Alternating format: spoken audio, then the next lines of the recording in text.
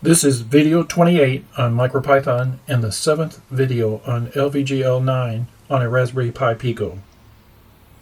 In this video, we use external fonts from the SD card on the Ili9341 display.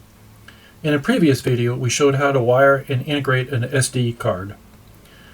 In this video, we show how to get fonts and convert them to a format usable by LVGL. Finally, I do a code review of the program that reads a binary font from the SD card and uses it in labels.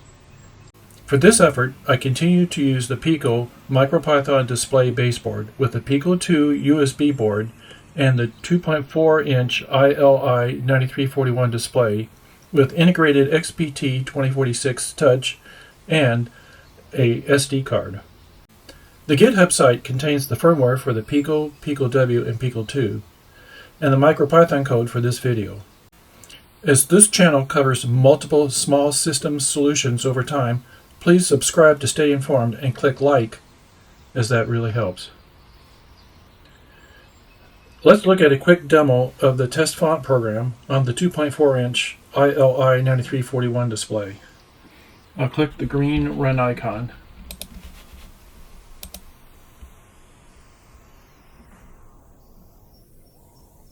The program shows 3 labels, each written with a different font.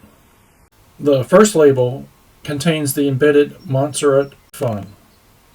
The other 2 labels use a font I read from the SD card.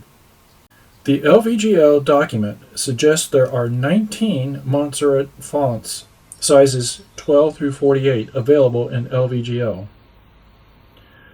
Due to size constraints, MicroPython LVGL firmware only contains 3 embedded fonts, Montserrat 14, 16, and 24.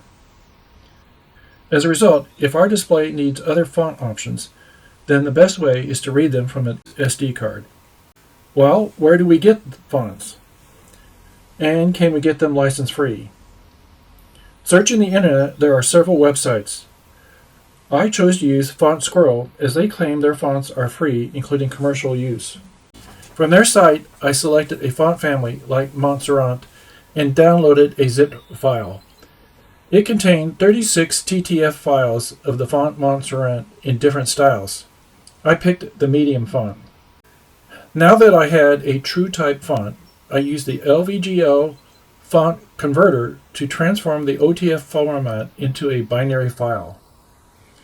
The converter allows you to specify the font height in pixels and the bits per pixel. In my case, I chose 2 bits per pixel because the resulting font appeared to be the same weight as the embedded Montserrat font.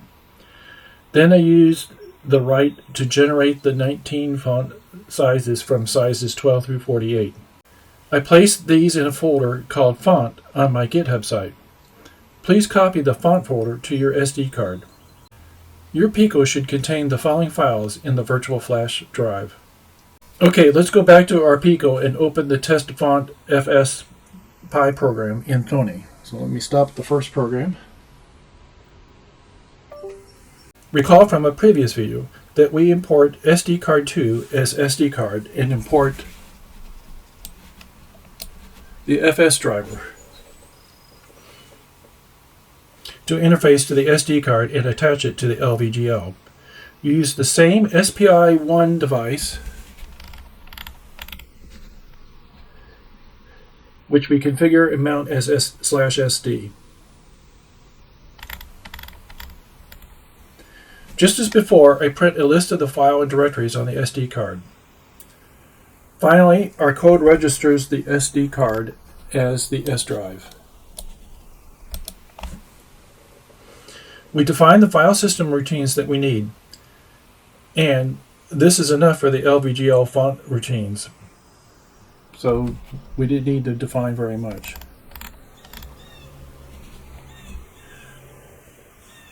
Going to the UI code, you'll see that I configured 3 labels.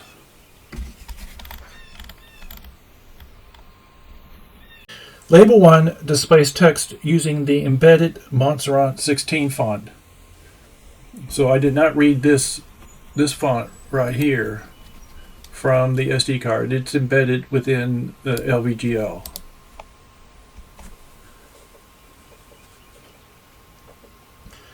For label 2, I used the bin font create routine to read the external Montserrat 16-2 font.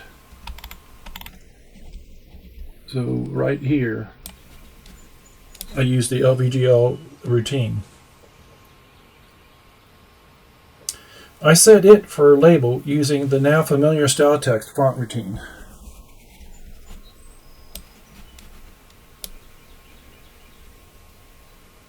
For label 3, I chose to use the font size 26 and style it red. I positioned this label on the display just above the embedded font. That way we can visually compare the three fonts. Let's click the green run icon and look at the labels on the display.